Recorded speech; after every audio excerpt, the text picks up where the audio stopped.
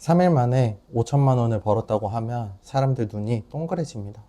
사실 뭐 코인 시장에서 뭐 옷걸이라고 함은 뭐 그렇게 큰 돈은 아닐 수가 있지만 대부분 이제 뭐 코인 하시는 분들은 어떤 종목을 샀는지 혹은 뭐 레버리지를 몇 배를 썼는지 이런 것부터 묻곤 합니다.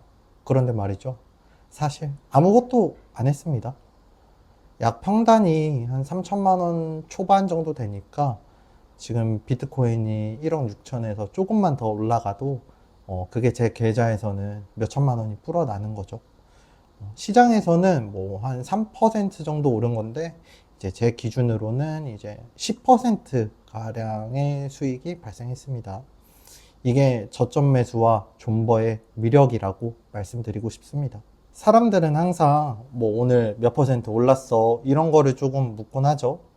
그런데 중요한 건 오늘 오른 퍼센테이지가 아니고 그 상승이 내 평단 대비 몇 퍼센트냐라는 거에 중점을 둬야 한다고 생각합니다. 뭐 예를 들어 오늘 시장에서 2%가 올랐다? 근데 내 평단이 진짜 저점이면 그게 2%가 아니라 뭐 10%, 뭐 20%처럼 보일 수가 있다는 거죠. 이게 바로 제가 생각하는 평단 레버리지입니다. 레버리지라는 게 꼭 빛을 내는 게 아니라 좋은 평단 자체가 시장 변동을 몇 배로 키울 수 있는 그 아주 좋은 레버리지가 되어준다고 생각하고 있습니다. 문제는 그 평단을 만들기가 정말 힘들다는 건데요. 떨어질 때 사야 되는데 그게 심리적으로 너무 어려워요. 뭐 떨어지면 더 떨어질 것 같은데 하면서 손이 안 나가잖아요. 저 또한 마찬가지입니다. 작년 이제 계엄빔 때 우리나라만 이제 역푸가 50% 가까이 꼈을 때 기억하시죠? 그때 정말 무서워서 저는 손이 안 나가더라고요. 결국 사람들이 평단이 높아지는 이유는 이런 심리적인 요인이 가장 크다라고 생각을 합니다. 여러분 뭐 주식이나 코인을 하시다 보면 복리의 마법이라는 말을 굉장히 많이 들어보셨을 거라고 생각합니다. 복리의 기본적인 개념은 뭐 원금에 이자가 붙고 그 이자를 다시 원금에 합쳐서 이 행위를 계속 반복하는 것이죠. 근데 저는 이 복리를 단순 이자 위에 이자가 붙는 구조라고 설명하기보다는 시간을 녹여서 만드는 힘이라고 생각을 하고 있습니다. 좋은 자산을 저점에 사서 그냥 오래 버티는 거예요. 그러면 작은 가격 변화가 언젠가는 내 자산에서 폭발적인 효과를 낼 거거든요. 그 자산이 좋은 자산이 맞다면요. 단순히 돈이 불어나는 게 아니라 시간이 자산을 다시 평가하는 과정이라고 생각합니다.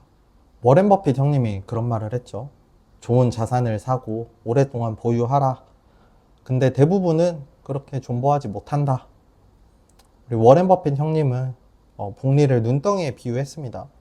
눈덩이 아시잖아요. 처음에 작지만 오래 굴리면 크기가 기하급수적으로 폭발하죠.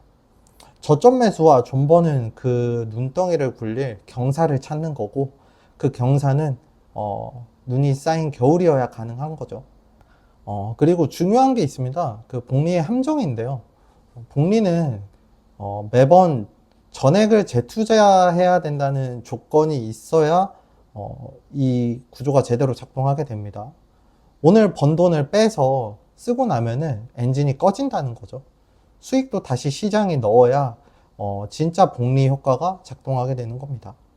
그렇기 때문에 그 대부분의 사람들이 말하는 복리는 실제 복리의 개념보다는 약간의 괴리가 있다는 것을 조금 명심하고 계셔야 돼요. 그래서 이걸 조금 넓은 시각으로 바라본다면 시간이 누적되는 것 자체가 복리의 한 형태라고 말씀드릴 수가 있겠습니다. 꼭 숫자에 이자를 얻는 게 아니라 버텨온 시간과 쌓아온 가격 구간이 이제 결국 내 자산 성장 곡선을 기하급수적으로 바꿔버리는 역할을 한다라고 말씀드릴 수 있겠습니다. 이게 바로 시간으로 녹이는 복리이겠죠. 다시 돌아와서 저점 매수에 대한 이야기를 할 건데요. 저점 매수의 본질은 결국 이 심리를 거스르는 겁니다. 남들이 다 던질 때 나는 사야 되고 남들이 환호할 때는 차분히 있어야 됩니다. 버핏 형님이 말씀하셨죠. 남들이 탐욕을 부릴 때는 두려워해야 되고 남들이 두려워할 때는 탐욕을 부려라. 이게 멋진 말이 아니라 시장을 살아나가는 방법을 우리에게 이렇게 쉬운 말로 안내를 해주신 것 같습니다. 지금 우리는 굉장히 혼란스러운 시대에 살고 있습니다.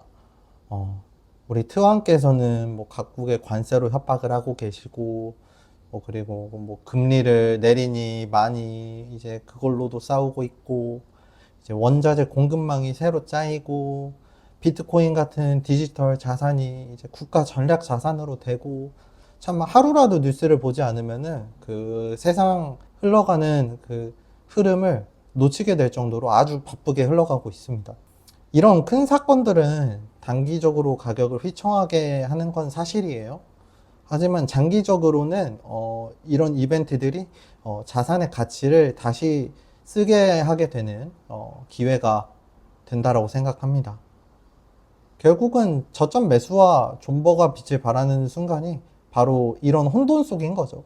왜냐면 이런 이벤트들이 끝나고 찾아오는 회복장이 그동안 가만히 굴리고 있던 복리 눈덩이를 한 번에 굴곡진 경사로 떨어뜨려 버리거든요. 속도가 미친 듯이 좋습니다. 그래서 사람들이 제 계좌를 보고 뭐 3일 만에 5천만 원을 벌었다 라고 이야기를 할 수 있겠지만, 사실 그거는 제 3년의 대가라고 생각을 합니다. 3년 전 사람들이 뭐 비트코인 10K를 가니, 비트코인은 폰지니, 아니면 비트코인은 뭐 곧 상패 당할 거니, 이렇게 조롱할 때 저는 진짜 두렵지만 매수를 했었고, 수십 번에 이거 그냥 팔까? 여기서 익절하고 끝낼까? 익절하고 뭐 페라리 살까 말까? 이 유혹을 다 버티고 시장이 뜨거워졌을 때 하루 변동성에 몇 천만 원이라는 수익을 얻게 된 거죠. 그러니까 이거는 단타의 성공이 아니라 시간의 승리라고 말씀드릴 수가 있겠습니다. 저점 홀딩이랑 존버는 저희 같은 일반인이 복리 엔진을 돌리는 유일한 방법이라고 생각합니다. 그 효율은 내 자산이 얼마나 좋은지와 내 평단이 결정하고, 그 평단의 진짜 가치는 내가 사는 시대가 결정하는 게 아닌가 생각합니다. 워렌 버핏이 60세 이후에 재산 대부분을 벌어들인 건 그가 그만의 철학을 지켰고, 또 철학을 보상해줄 뭐 시대의 경사가 찾아왔기 때문이라고 생각합니다. 지금 우리도 변곡점에 서 있다고 생각해요. 복리를 믿는다면은 당신이 산 자산과 그 산 철학과 평단을 믿으시는 게 어떨까요? 그리고 그 시대가 눈덩이를 굴려줄 때까지 기다려 보세요. 근데 그렇다고 여러분이 자산을 막 무지성으로 믿으라는 건 아니고요. 충분히 시대가 인정할 만한 가치를 보여주고 있는 자산인지는 끊임없이 탐구해 봐야 되는 겁니다. 결국 뭐 복리의 숫자는 또 마법이 아니고, 시간과 철학 그리고 시대가 함께 만들어 나가는 노력의 산물입니다. 오늘도 봐주셔서 너무 감사합니다.